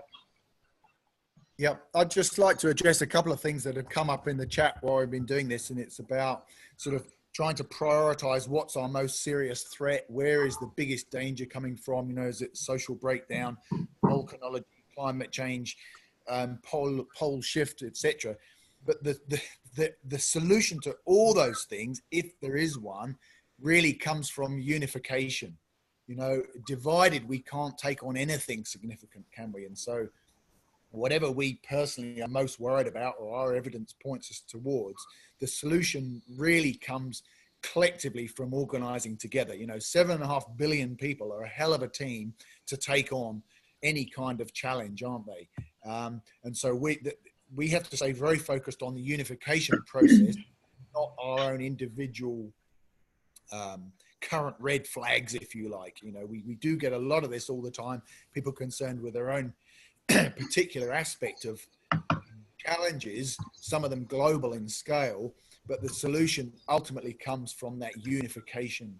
And so that, and it's very difficult not to get distracted with that, and we've all been down that route, sort of thing. So yeah, unification is the answer to everything, really. I'll stop there. That little bit in the middle, Richard, that's the thing that we need to sort out before we can really address anything else. And everything else will happen so quickly, from the cleaning up the oceans to building new towns, cities, whatever we're talking about, and investigate the things that need investigating. Absolutely. But before that, we've got to unify and sort out that little bit in between, should we all want to move forward and reach all of our goals. There's a lot. Could I just mention something here? In this big, sorry. Can I just mention here, just one thing, just an observation, just to make things a little bit easier for everyone as well, is we all here, and a lot of us haven't actually met each other, etc. And for me, other than the overall networking and bringing people together to find that little bit in the middle, I find that for me, a very, very big part of the little bit in the middle is literally each individual finding the different relationships that are actually going to service the reciprocity between different individuals around the world. So I've thrown my Facebook link in there because if anybody needs to sort of interface and find out, you know, where my sort of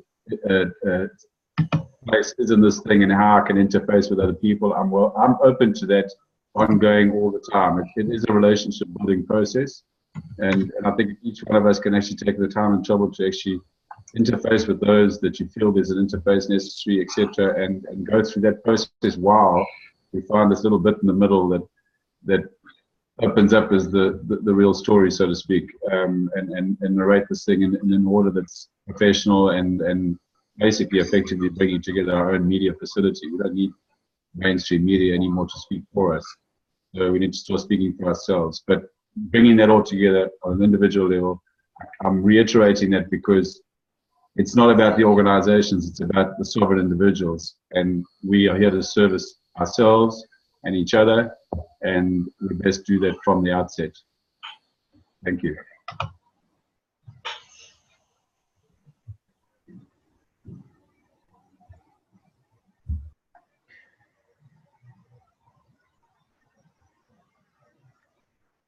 There was a comment about, you know, trying to schedule these meetings with a certain start and stop time, and I respect that, and frankly, we didn't know how long this meeting was going to go. So sometimes we just need to be a little bit flexible. So I don't want to cut anybody short. It's 3 o'clock, or excuse me, it's been 2 hours since we started. We started a little bit after that, waiting for everybody to join. So I think it's okay maybe to go a little bit longer and make sure there's no, not only questions, but suggestions. What are we missing?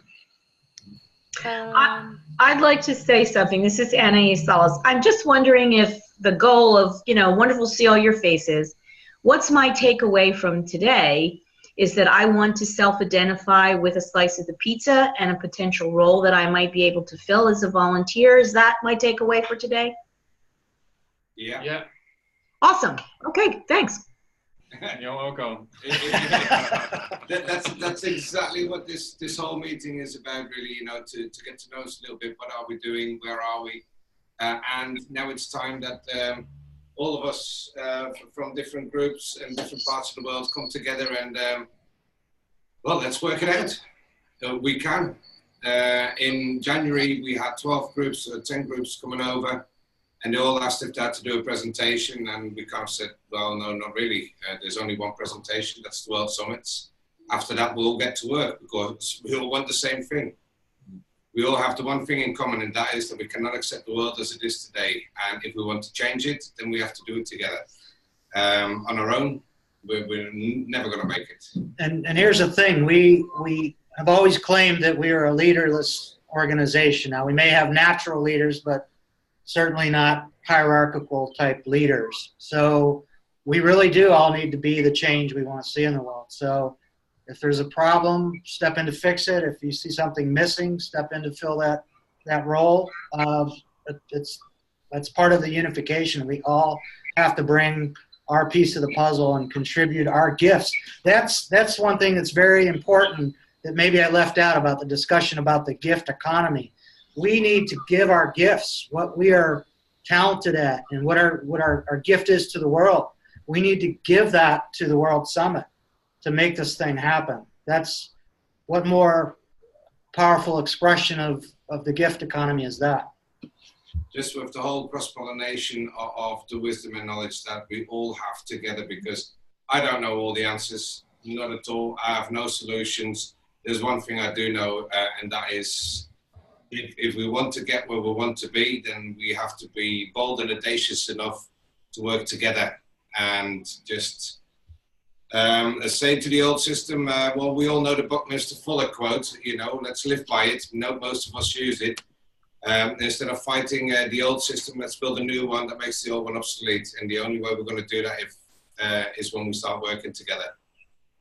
And the more hours we can spend on it, the bigger the group becomes, the bigger the support everybody gets will also benefit their own groups and what they're doing themselves. And everything will fall into place very, very quickly. But we just need to just do that little bit in between and just focus on that, folks, and get this show on the road, because we can do it. We've been talking about it since God knows how long. In the 70s, we had all the hippies that came together, all wanting to change the world. Half of them ended up in Wall Street. The other half, they started living an enlightened life. But now it's time to bring everybody back together and sort this mess out. Yeah. And can I just say something? Sorry, I just want to in terms of this being and doing, it's kind of imperative, and this is a very serious matter at the moment in terms of how we actually speak. If we are actuating, we are the new paradigm. We're already in play. Okay, this is happening succinctly at the same time as the mainstream structures that effectively run our world. So those two paradigms are sitting parallel with each other. So we don't have to try and do this. We're doing it. Okay, and I think we need to get in that actuation type of language and start articulating from inside out, physically, out, as opposed to from the mind out. It's bringing the whole body, mind, and soul into it, and fall into the cyclical nature of doing things. Honestly, because we are the actuators. We are in this game together. We're doing it. This is us. So hence I'm saying that let's just start assisting each other. Let's ask each one of the guys that we feel we need to communicate with, how are you doing? How can I help you? That's all this comes down to. It's a support place. It's a community. We are the new network. It is us. We're in, and we need to speak this way every day now, every moment.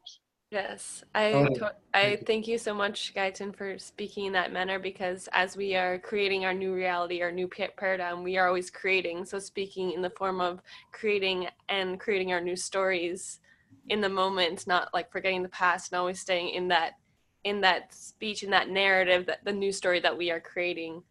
And as we continue to create the new world, and as we are creating freedom, we're gonna create our new economy, and the biggest thing that we need to do is like switch from consumption to production, and that's what all these small organizations are doing as we were speaking about it, but unifying that and freeing speech, freeing everything is where we're headed. Yeah. And thank you. And I mean, it's been lovely being here, and I can't wait to work together and continue creating. And I look forward to meeting all of you at the World Summit. Well, if you think about it, if I may say so, I started this 2.5 years ago. I was on my own with 6 people that gave me moral support, and that was about it. And then I hooked on so many other people, and now we are having a core team that is getting larger and larger. Now with this core team, what we all can do together, we're going to build even a bigger core team of all different groups getting in there, and before we know it, we will have literally thousands of people working towards the same thing, creating thousands and thousands of hours of work, and we have some really good systems that we can then put in place to create an interim transition and transcend from this whole old stuff into the new. We all have different connections. Let's connect them all. Let's connect them all and change this together. Thanks. So for anybody who hasn't spoken or asked a question, I would like to provide this opportunity if you want to say something. Yeah, I think I mentioned earlier on, I'm working on a thing for communities to connect with other communities, and the heart of it is a lingua franca, as a sort of common language. And it's not a one-man job. If anybody's interested in working on a sort of protocol where we can distill down the essentials so that we can then share them and scale them, give me a shout, because it's getting big. Awesome, thank you. I've got a lot of work done, but you know, it needs more heads. Okay. Is there anyone else who has not spoken that would like to? Paul? Hi. I just wanted to say. Paul and then Nikki, go ahead.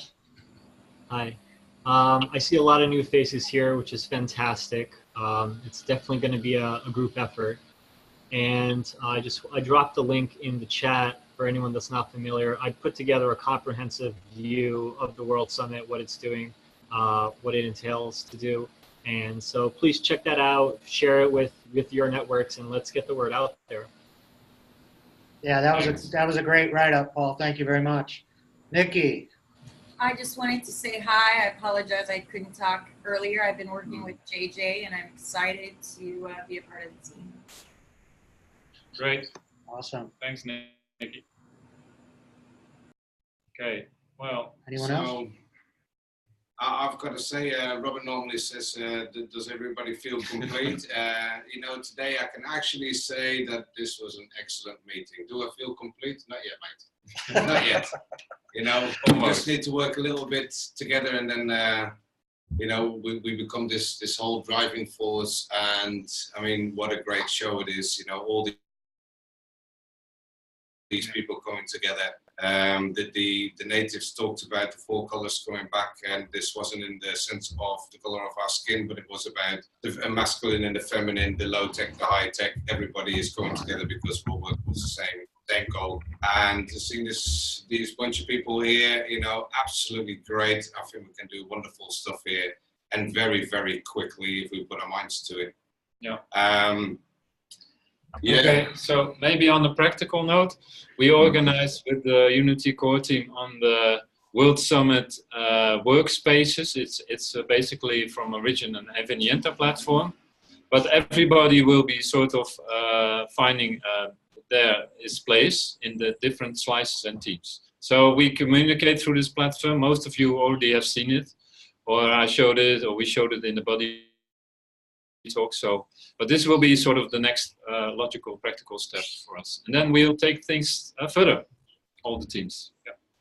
And if anybody wants to come to Mexico and work, that you're more than welcome, and we will be talking about you'll see more about the unified Patreon platform for the GBI model. Sorry, go ahead. Just one question. Will you be possibly doing a sort of a concise little vid or something of what you've done here, for example, so that we can actually publish it on our networks? Well, yes. A consolidated version. Yeah. This is something, Gaten, that we also want to discuss in the strategy team. So what is the best for on media, but also other fields. So yeah. But I mean, even if it's just this particular sort of get together, it's quite a pivotal thing. And every time these things happen, they are always pivotal, and there's so many of them. But it's important that as these things are happening, that we can actually feed back, let's say, a consolidated clip. And we just put it into our little media sections, and that way this thing's happening. Yeah, exactly. Thank you. Thank you. Guys, thank you very much, guys, for what you've done and what you're doing. You're welcome. And please thank yourself, man, because this is going to be beautiful. We're going to do this. Flip this frickin' paradigm. Yesterday. We are doing it. Not we're gonna do it. We are doing it. Guys, can you hear me okay or not? I'm sorry. I just want to say bye, everybody. I really have to go. The place where I am, it's closing, so no internet anymore. Yeah. So I just want to say in 2 weeks or so, I'm going to be in Playa del Carmen and working with those crazy guys over there. And I hope to see most of you there and work with you in a way or another. Thank you very much. Be there. All right. Thanks, Lisa. Bye. Thank you, everybody. Bye. All right. We're complete. Yeah, so to close this down, if there's anything, obviously we're going to send you the link of the whole presentation. Please have a look at it and see where you feel that your skills are most used. And send us a brief message, and let's get you into the slides. Let's get working together. Now I've seen that Richard just briefly put his hand up. Yeah, Grant wanted to say something, I believe. Yeah, we haven't heard from much of you, Grant. Richard, can you hear me okay or not? Yeah, perfect. Thank you. You can hear me. Yeah, mate, you're a fellow Kiwi. I'm living over here in the UK now. Just one last suggestion. I thought it'd be quite useful. I mean, these type of video get-togethers are I think extremely helpful to everybody in the group. If we could maybe book these to sort of like occur once every 6 or 8 weeks. I mean, if we all bring our best ideas to the table, show what sort of contributions we can sort of make towards this collaboration, I think it would be extremely helpful. But if we keep things moving forward about every 6 to 8 weeks to a meetup like this, I think it would be extremely useful to everybody. Yeah, if I may add something to that, the idea is where people decide on their slices, kind of to have weekly core team meetings, but just have 2 representatives of each slice at that time. Things will have been discussed in the meantime with the slices, and that is then being fed back to the middle, where you have 2 representatives of each slice and discuss things and feed it out to other groups as well. I've got to think now. So this is where we have every week we have meetings, but not every week everybody has to be there, because as the group go larger, obviously if we have everybody in the same room, it's going to be like an orchestra and everybody plays their own piece of music and it becomes really chaotic. So this is where the double linking system will really start working.